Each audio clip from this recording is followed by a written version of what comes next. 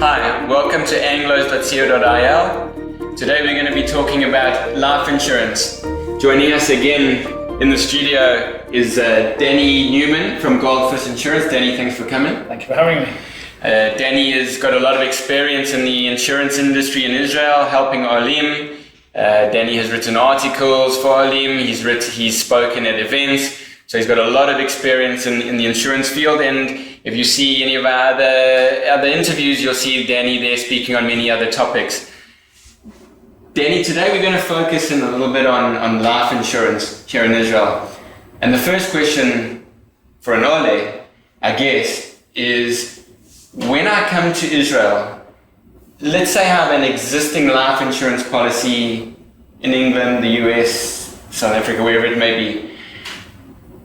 Can I leave that life insurance policy in place and not take life insurance in Israel, or do you recommend that I close that one out and I take new life insurance when I make Aliyah? So it's a very good question, something we get asked a lot.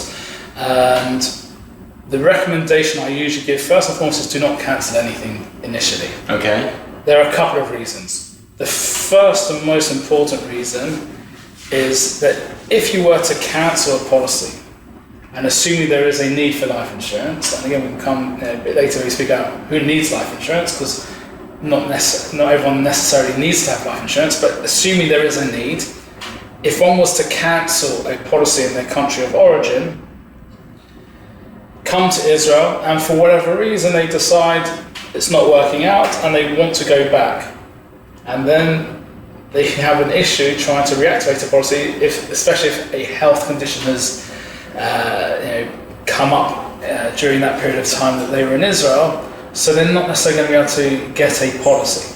Another reason for not cancelling straight away is that it may take a little bit of time to set up a policy here in Israel, and if something were to happen in the interim, again, one doesn't want to leave themselves exposed if, again, they need to have life insurance. As far as maintaining a policy, often people have taken out a policy in a country of origin when they were younger. The costs may have been lower. There may be different sorts of products which may be a fixed premium where they locked it in at a cheap rate, or it may be a cheaper policy in the country of origin. Right. So by maintaining it, and then once you come to Israel, comparing the costs, one may find that the older policy may be cheaper. Having said that, I would strongly advise people getting writing from the insurance entity in whichever country they took it out, that they will still cover them, that they're no longer domiciled, no longer living in that country. It's futile paying the premiums. If they're not even going to pay you out, because something happens when you're in Israel. And don't go by saying, oh, I heard from my neighbour who made Aliyah that it covers, or I spoke to someone, because should the event occur, when you call up the insurance company, well, not you, because the surviving family member tries to call up the company and they say, well, who told you it would cover you? You don't want to be in that situation. Once you've got it in writing... So you want to get it in writing before? Absolutely.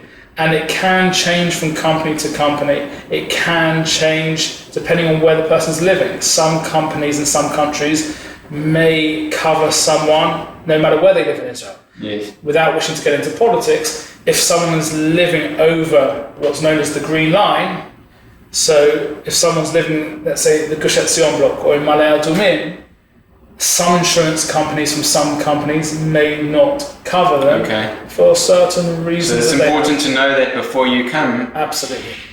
So knowing that, let's say you wouldn't be covered, is it possible to get life insurance in Israel before you come? So it's difficult. Today it's a lot more difficult than it used to be. People overseas sometimes require life insurance when they take a mortgage. Yes. So there are possibilities of doing it. There has to be a reason for it. It's not as simple. Yes. Here in Israel, every Israeli has a Kupat Olim. Yes. And part of the health declaration, there are questions, and one also puts down their Taudat number, and they also put down the Kupat Olim where they're a member of. And one of the sections that one is signing is waiver of medical secrecy, that should the insurance company wish to double check that what someone wrote was correct. Okay. Usually they check that at the time of an unfortunate event, i.e. death, and then they want to check if something untoward has gone on, if someone was economical with the truth on the health declaration. So then they can check. It is much more difficult because they don't have the authority to check someone who's, let's say, living in Los Angeles, or someone who's living in Sydney, Australia, or someone who's living in Manchester. They're not going to be able to tap into the health records there and check things. So it's a lot tougher. I wouldn't necessarily advise that, purely simply because the options to get life insurance once one's made Aliyah are far broader and greater, and there may be cheaper options open on the Israeli side of things. Got you. So maybe the flip side of that question is, let's say I do have life insurance somewhere else, and they give me the letter to say that I'll still be covered when I make Aliyah, at least until I look into life insurance when I arrive. I guess the one catch would be, there are perhaps things that I wouldn't be covered for, that are covered for, and maybe we can get into a little bit more detail on this later. An Israeli life insurance policy may cover me for certain things that I wouldn't usually be covered for by my insurance policy from overseas. Let's say, for example, in the case of a terror incident, for example. So that's a good point. So all Israeli policies today do cover death as a result of terrorism or war.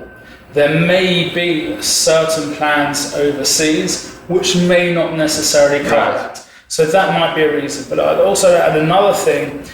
When someone's moving to Israel, there are other factors. Even if the older policy may be a cheaper plan, there are questions that each individual needs to ask themselves, and this is a purely personal question, and the answer will be dependent on their specifics. What is the person's central place of living now? Are they someone who's come on Aliyah but are still working overseas? Yes. Now, when I made Aliyah last millennium, in 1999,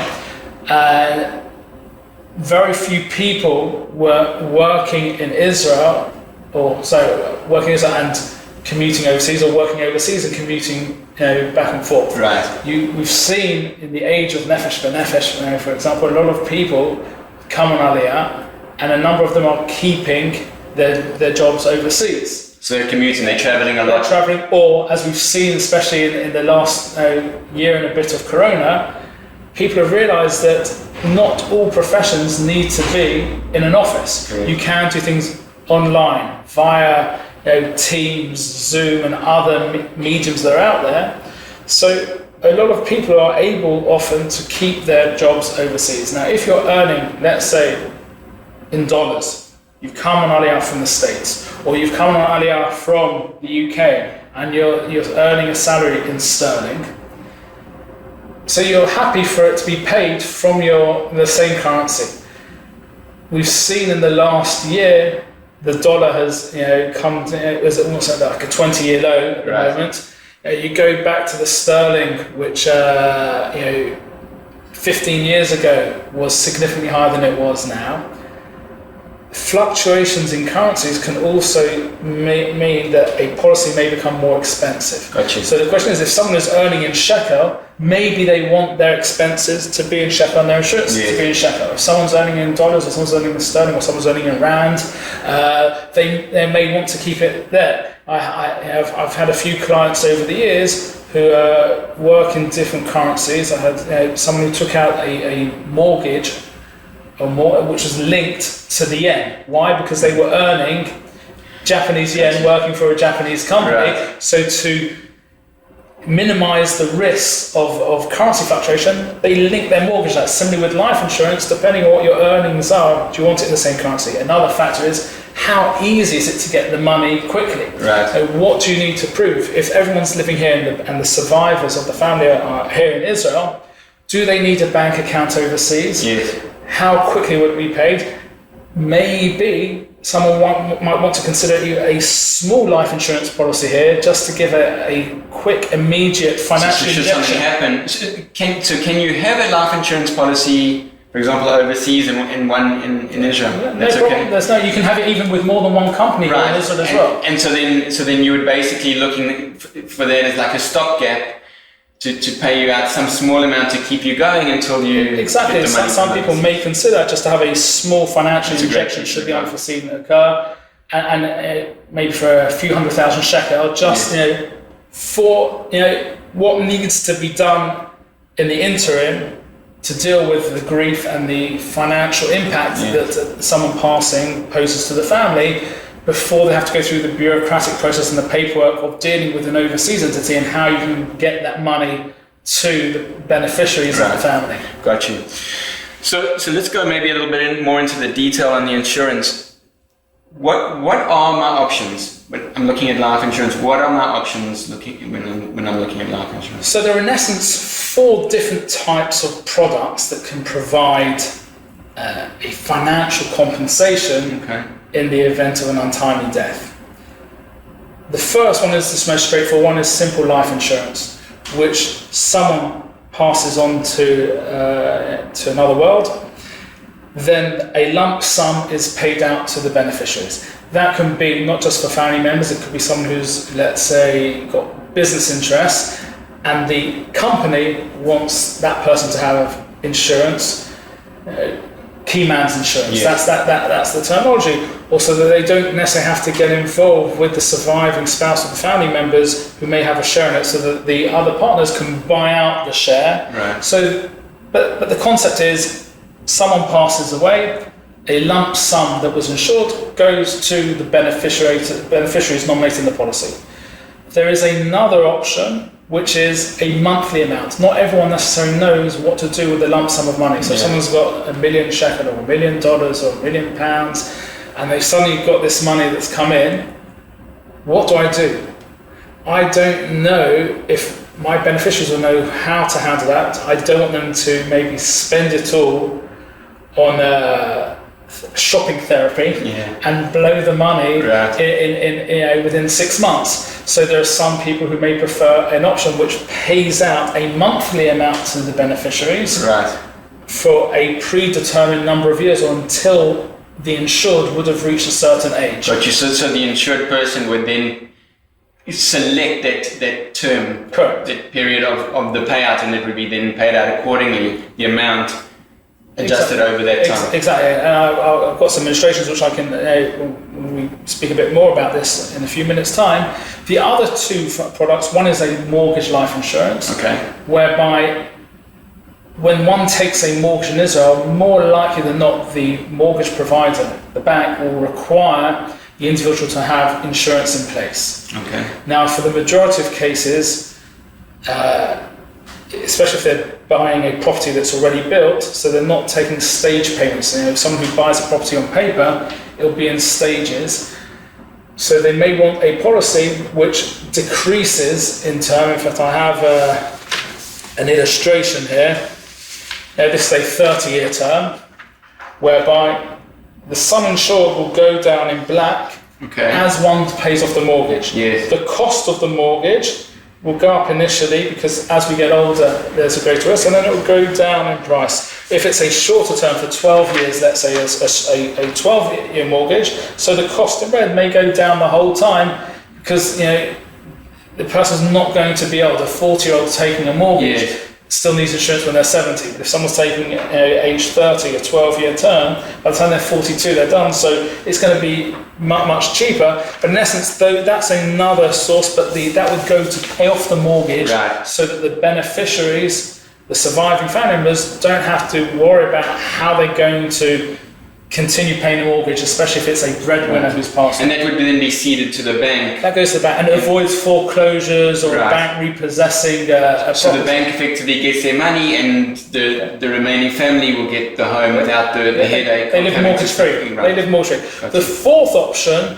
which not everyone is necessarily aware that they may have, and it's, in my opinion, is very important as part of life insurance planning, is within Israeli pension plans. Some pension plans may have an aspect of insurance in it. Not all.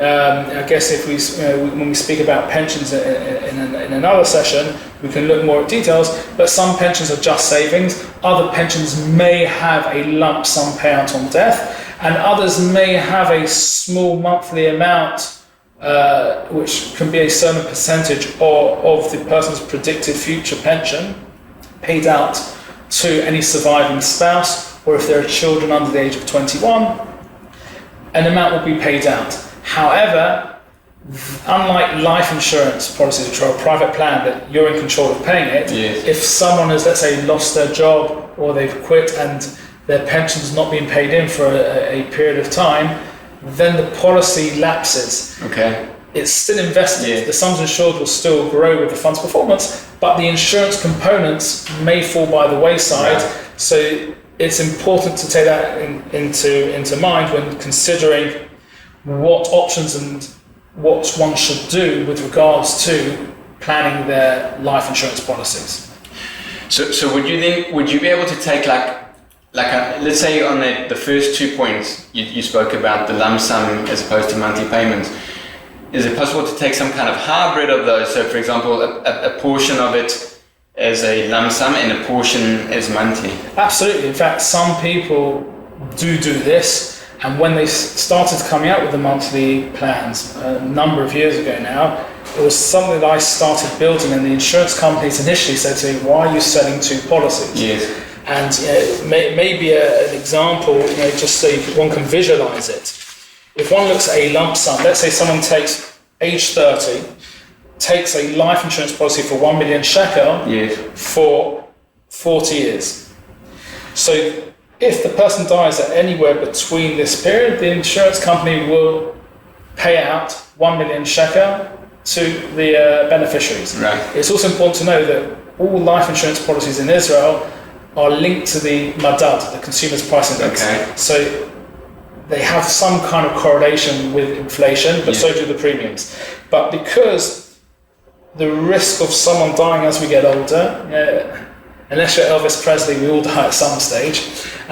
So the cost goes higher and higher and higher. And as we get closer, once we get north of, let's say, 50, 55, 60, each year it gets increasingly more expensive. Right, because the chances are you're going to... Because we're all dying. We're all going to die. The moment we come out, when we're born, every minute we're closer to death. Is there any cutoff to that maximum, the maximum end? So there is. So most insurance companies will cover to somewhere around age 75. Some may go to a bit older, but they're not whole of life policies. These are, for at least 20-something years now that we only have term policies. Yes. So what does that mean?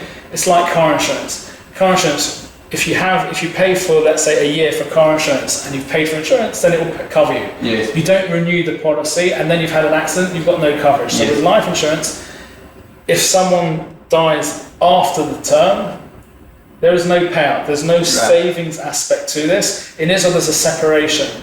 There's no whole of life policies that there are in some countries, whereby the premiums are more, it costs more for the insurance, but there's a saving aspect to it. In Israel, they tend to separate savings on one side, deal with that, and the risk, the insurance side of it, separately. So effectively, let's say I take it until age 70.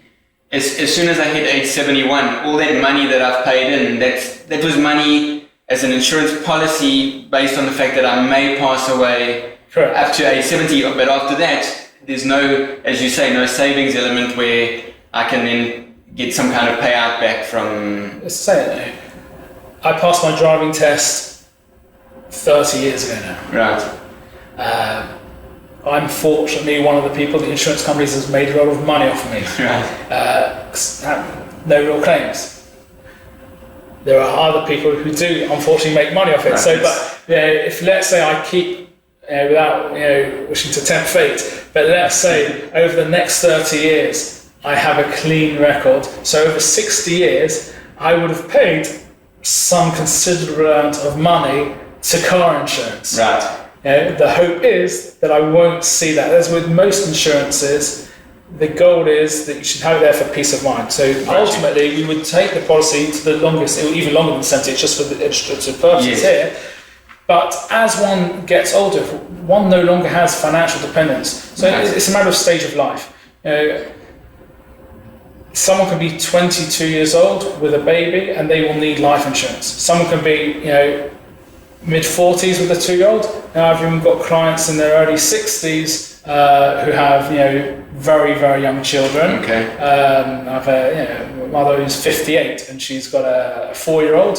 And so it's stage of life. So when someone's got young children, they pose a financial risk to their family. So there is a need for life insurance. So it's all based on, are there people at what point are there still the people dependent on me for a living, and then I then take life insurance? So let's say so it might be that someone who's, let's say, is in their 60s, and if let's say their youngest child, let's say they had 2 children when they were in their 20s, and they get to 55, 60, and their youngest child is now, let's say, 25, 30. So why pay insurance if they're mortgage free, they're self-sufficient, they own their property, and they don't really support their children more? In fact, they might be more successful than their parents. So there's no reason for them to have life insurance. So you can to cancel a policy. It can be done at any stage. You can reduce the sums as well. You can turn around and say, I was insuring 2 million, let's reduce it to 1.5. I was insuring 1, let's reduce it to 500,000. It can be done, it's prorated, so one can always cancel and stop a policy or reduce the sums. To take a new one or to increase is subject to health at that time. But ultimately, that's the lump sum option, whereby it gets more and more expensive as one goes on, as opposed to, let's say, let's look at the monthly one. It does the opposite. Someone may say, I'm 30 years old, I would like my surviving family to get 5,000 shekel a month. So the risk to the insurance company goes down. Because as you get closer to, there's less time towards the expiry date. Exactly. So for example, if someone did die at age 30, so the insurance company will have to pay out 5,000 shekel for 12 months for 40 years. So the risk to the insurance company if someone dies at the beginning is that they're having to pay out over this time 2.4 million. So much more than if they died, like you say, age 69. 69, they only have to pay 60,000. That's why it goes down again. But at age 50, the risk to the insurance company is 1.2 million. They're having to pay out for the last 20 years, 5,000 shekel a month, which works out as being 1.2 million. And the reason why it's more here is because the risk of a 50-year-old dying is greater than a 30-year-old. So these policies tend to go up a bit more, and then they go down. So you can combine the two. Someone may say, some people say, let's go for, again, like I said, for someone who has insurance overseas, where they want that initial financial injection. So, let's go for, let's say, 300, 400, 500,000 shekel as an initial financial injection, and top it up with that, so that as one gets older, the price of the insurance is far more palatable, and the risk also reduces as our children get older as well. So the financial risk that we pose to the family reduces. So sometimes combining the two may be a better consideration as far as not just insurance planning, but keeping the costs down and spending less, because hopefully everyone taking out life insurance should have it there for peace of mind. They should hopefully supersede the end of the term. That's the goal. Absolutely. So now I've decided to get life insurance. How can you help us a little bit? How do I determine what amount should I insure myself for myself and my spouse? So there's no exact science to this. Again, it's a personal question. If someone is, let's say, on the Forbes rich list and they have got copious amounts of money at their fingertips, should they need, so they may not need life insurance. Conversely, so it's funny. A person with more assets or more money in the bank actually probably needs less life insurance. Not necessarily, because again, similar with a lot of assets, if they haven't got liquid assets, so then in recessions of, let's say, the 80s and 90s, some companies that didn't survive on paper were doing very well. But if they didn't have cash flow, then they got into financial problems. Because if people aren't going to liquidate the assets, or there's no one buying the assets, so it's meaningless. So you need the cash. So you need the cash. So now I want to determine how much do I need. So how much does one need? So again, it's a personal thing. I usually use a formula to give an initial indication, and then each person will decide based on their family's financial status as well. Yes. I would look at a 10-year risk. How much does the family need to replace the income over 10 years? And that will be our starting point. Some people may choose less, some people more than that. Why do I take 10 years as an initial indication? Because if someone's, let's say, got a couple of kids, let's say age 5 and 8, in 10 years' time they'll be 15 and 18. They're less dependent. When the children are younger, so they need more care during the afternoons, picking up from school, whereas an 18-year-old and a 15-year-old are slightly more independent than a 5-year-old maybe. Right. Also, the surviving spouse may or may not remarry, and if they do so, there may be less of a financial impact there. So I usually go for a 10-year-old. Let's take for an example, family AB.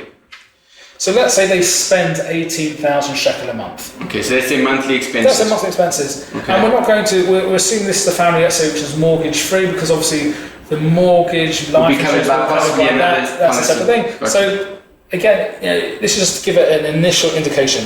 So let's say parent A or partner A of this family A, B setup is taking home after tax 15,000 shekel, and partner B is taking 5,000 shekel. Okay. So they're bringing home 20,000 shekel each month, but they're spending 18. They're doing well. They're actually making more than what goes out. Right. So the question is, I was going to say this family is doing well. Doing quite well. So what happens if one of these people were to be no more? Right. So if this person is there, so the shortfall is 3,000 shekel.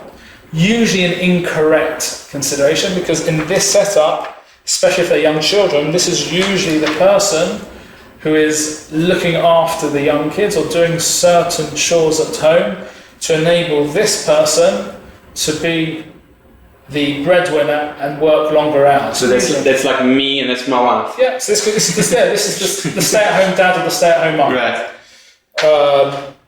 So you may need to add on extra money to pay out for childcare and Right, you've got those extra expenses that you didn't have before. Or this person would have to reduce their hours and pay to be able to do that as well. Right. So there's additional things which I'll come to in a second. So effectively, it's sorry to interrupt you. Sorry. It's not as simple as thinking, oh wow, this person only brings in X, so I only need to be covered for less because that's my shortfall. But you're not taking into account all the other hidden benefits that person is bringing to the table. Quite often, it's the stay-at-home partner that is actually the fulcrum of the family, right, and enables the other person to work longer hours and not be in the home the whole time. Right. And that is no less an important factor, not just financially, but from a day-to-day thing. Now, if this person was to go, the shortfall is 13,000 shekel a month. So the question is, how do I calculate? So if we go to get into more figures, don't have them here because obviously speaking, it's hard to remember all the figures. So if this person with 15,000 goes, so the shortfall to get to 18 is 13,000 shekel. So that's 13,000 shekel a month. Over 1 year, 13,000 times 12 months is 156,000 shekel. Over a 10-year period, we simply multiply by 10. It's approximately 1.5 million shekel is the financial risk with the setup that this family AB has poses over a 10-year period. Partner B, we said the shortfall was 3, but let's add in another 5,000 shekel for, let's say, extra childcare, babysitters and the like. Exactly. So the shortfall, the whole is actually 8,000 shekel a month.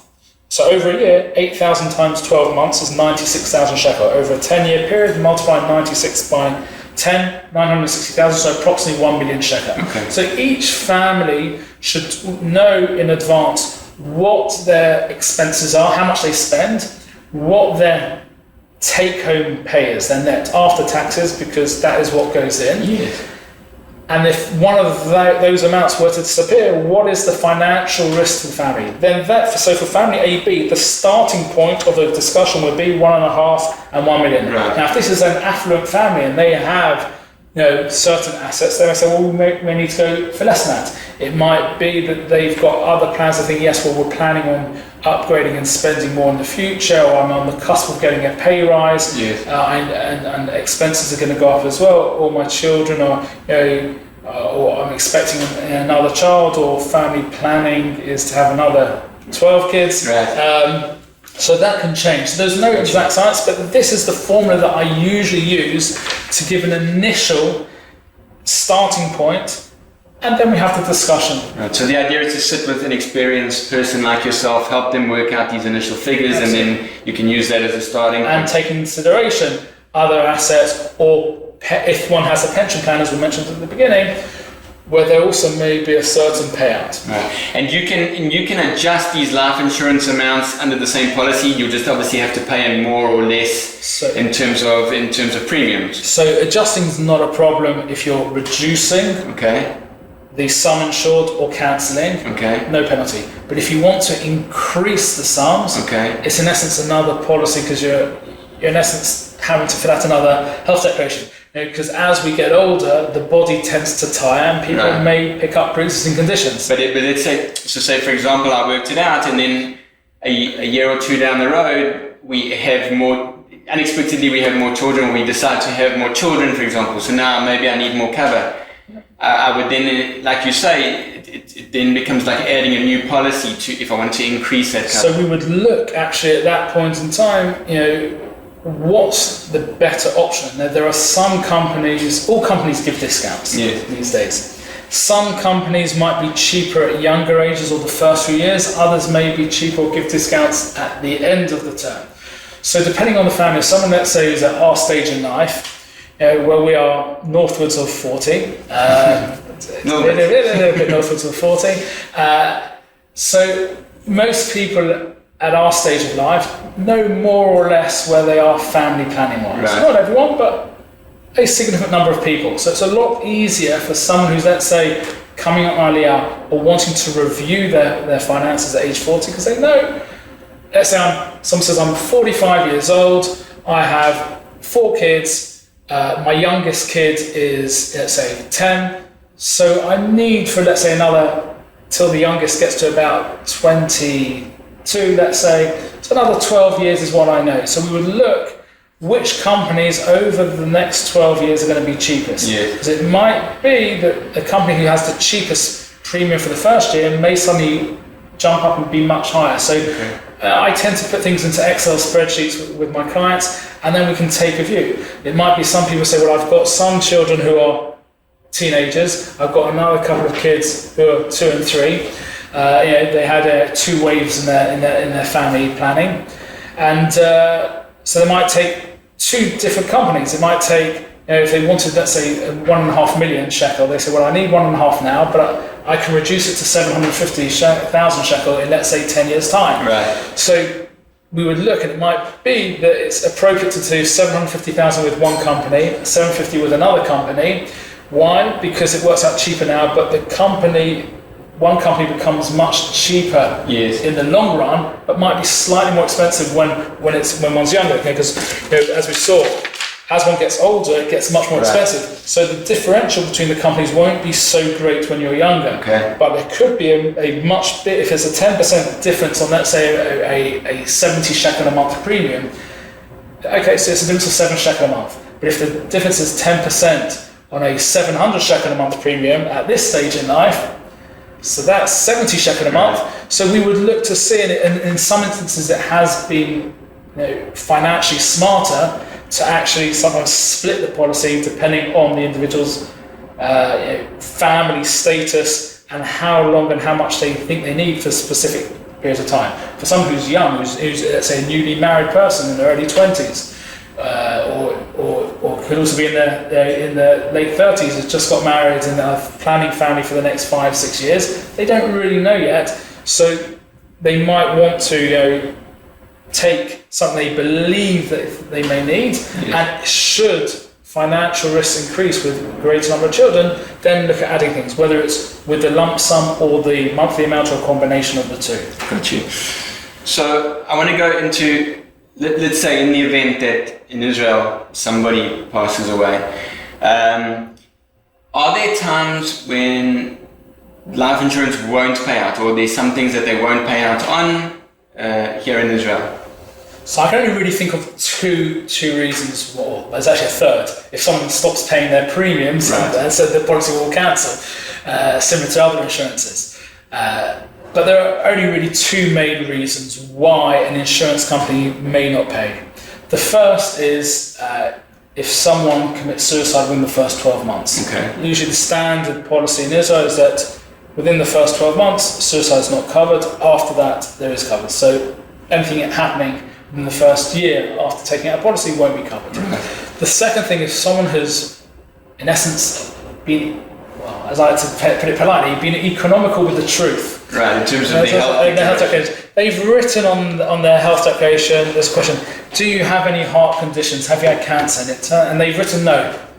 And they have a scar going from here down to here. Why? Because 2 years ago they had massive open heart surgery. And then 10 years later, they die from a heart attack. So the insurance company, if they think there's something untoward's gone and they look at the form and they pull out the medical records, that in essence is insurance fraud. Right. So if someone on a key medical issue has not declared it, so the insurance company in that scenario can decline a claim. So the recommendation is not to be economical with the truth, be honest with the insurance company, and let them make the decision if they're accepting or not. Once they've accepted, then it's there. The policy is, but be honest with the answers. Ultimately, I suppose, if you're not here anymore, when somebody's not here anymore, you want your beneficiaries to be looked after, so you want to make sure that everything is in place, that there shouldn't be any kind of impediment to that payout taking place, I guess. Just in terms of beneficiaries, do you have to nominate beneficiaries? Can you nominate beneficiaries? How does that work? So in Hebrew, beneficiary is called mutav, the root being tov, that they basically benefited from the payout.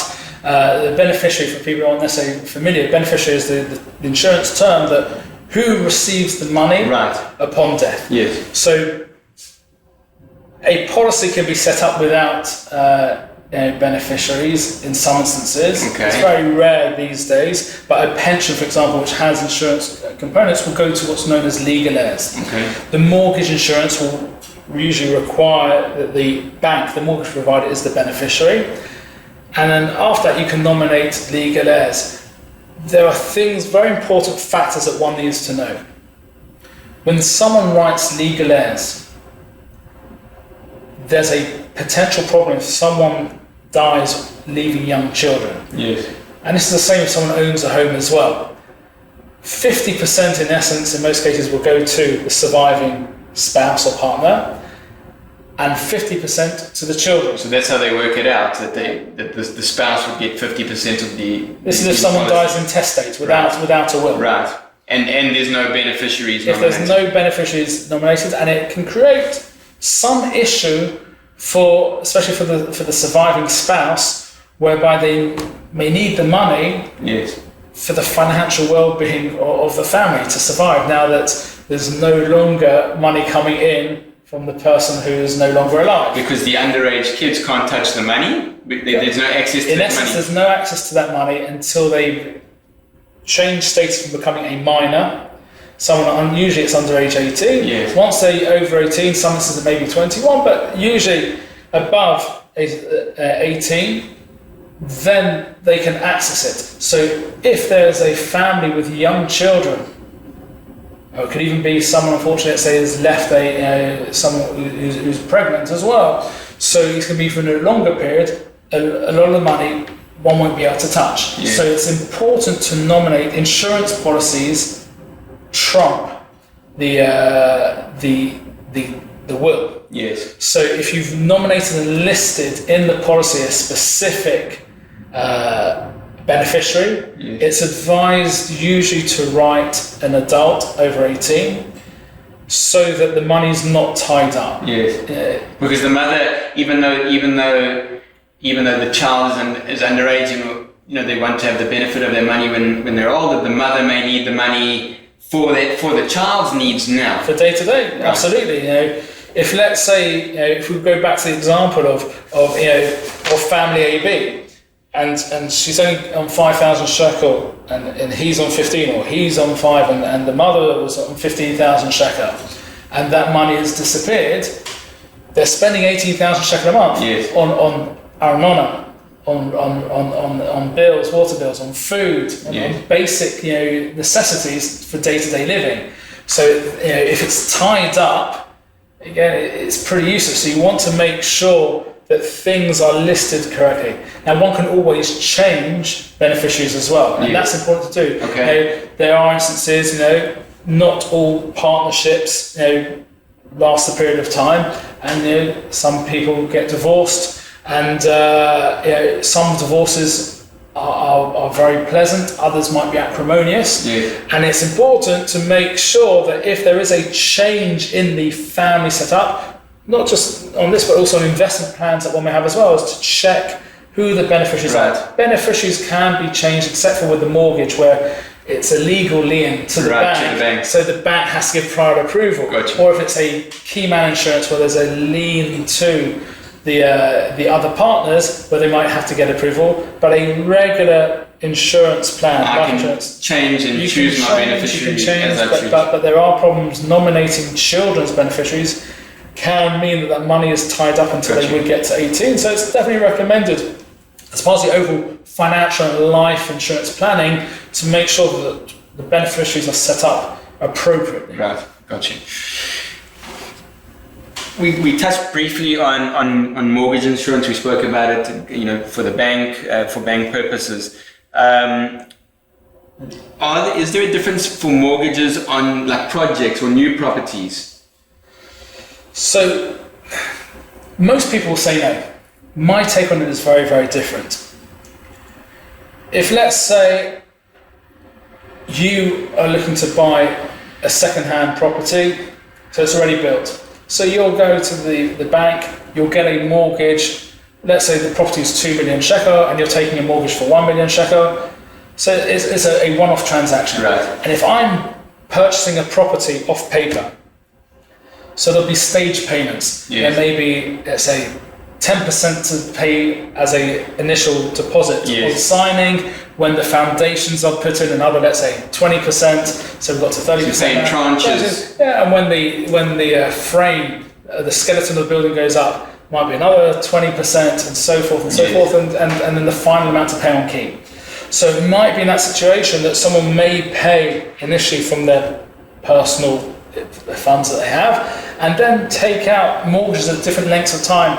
And with a lot of buildings that go up here, and with a lot of coupling in, the builders, quite often projects, even though they may say we're going to have it ready in 2 years, you've got to add VAT onto time here as well, and often it can go into 4, 5, 6 years beyond the predicted times, and there may be a couple of years gap. Now, when one signs on the contract, you've received prior approval for a mortgage, and that's based on the combined income of people. Now, what happens in a scenario, should the unforeseen happen, somewhere in between signing and getting key? And that could be a good 2, 3, 4 years gap in some instances between the two. Now, on one aspect, you're tied into a contract, you've already paid some on signing, but if, let's say, especially if a breadwinner was to go in the family, or if, let's say the couple are both earning the same amount and one goes, they may no longer get approved for the full amount of the mortgage. So they're kind of left in limbo. They're contractually obliged to pay the covenant, and they're no longer getting approved. And they haven't started the mortgage life insurance on that later stage payment. So they're stuck. So my recommendation on this is that someone who's signing on paper at least my theory is they should take a regular lump sum policy for the full amount. Okay. So let's say that they're buying a 2 million property, they've got personal wealth of $1 million. So instead of taking, let's say they've got 4 stages, they're going to take 250,000 at different stages and different mortgage life insurance plans, to take initially a 1 million shekel policy to cover the entire amount, lump sum. If something were to happen in the interim, the bank will get their proportion. The beneficiary, either the surviving partner, will get whatever's left from it. It covers that risk, and on a regular life insurance policy, you can also write the bank as a beneficiary. Okay. So they can be the primary beneficiary, the secondary beneficiary can be the surviving spouse, and it can protect a family should the unforeseen occur in between signing the contract and getting the key. Gotcha. And not getting the risk of not getting approved and being stuck in a contract. So mortgage life insurance is definitely appropriate for most scenarios when people are buying a regular property. But it's someone who's buying off plan, and very few insurance professionals or mortgage professionals think about this risk. Yeah. But I can say for myself, I bought off plan, so having seen that, the different stages, it got me thinking, and I thought, hold on one second. If something were to happen in the interim, how would my wife be able to get approved just with her income if my income's no longer there? So to avoid that, a lump sum life insurance policy that can always be cancelled later and reassessed. Once you've taken the final mortgage, then one can assess to see what they want to do. It also may be that they need that life insurance policy anyway, because maybe by that stage you had a couple so more kids. So they would keep it anyway. So they keep that as the regular one, and then take a mortgage life insurance to match all the mortgage payments that they have. Change the lien for the bank to the mortgage life one, and then once the bank has approved to remove it from the other one, because they now have a policy in place, then put the family as the beneficiaries, hopefully an adult, so we don't get into the problems we just spoke about of having minors, young people as beneficiaries on a policy, and have it accordingly. But as I said, you can cancel it one afterwards and reassess, but for that initial period, to avoid that risk, I would strongly recommend people buying off plans who are making stage payments to consider a lump sum fund. Of course, people are taking a bridging loan as well to do that, and then in which case we would look at a policy which has the biggest discounts for the first few years if you think you're going to be needing it only for a few years. Right, that's a great piece of advice. Danny, just to finish off, maybe there's something we haven't touched on, or something that comes to mind. Are there any tips that you would give to Olim looking at life insurance? Anything in your experience that's maybe come up?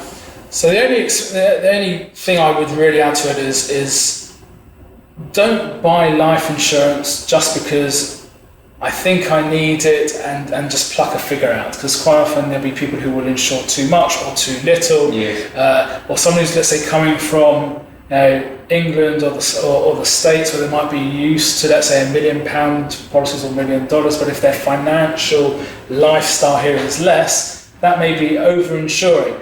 So to make sure it is adequate. And I would also recommend that every couple of years or so, sit down with your insurance agent, because family statuses change. We get older, our kids get older, and if someone's 55 or 60 years old, especially if they've got a policy which, as we saw, gets much more expensive here, if you don't need to be spending that amount, then change. Or it could be, as we saw in 2019, life expectancy tables were adjusted and a lot of the policies became cheaper. And if someone is still healthy and they've got no problem getting to a new one, it's not like health insurance policies where there are different levels of cover. With life insurance, you're either dead or alive. So it's like, in my mind, you're looking at the overall cost, not just the first year, but over the period of time that you believe you may need to have life insurance due to the age of the kids and the length of time you need it, or the business issues if it's key man insurance, to look and see, review it, and if one is still healthy, or if the kids have got older, one can look at changing or reducing sums insured as and when is relevant to lower your costs on insurance as well. Got you. Danny, thanks so much for coming in once again. It was very informative, and thank you for watching.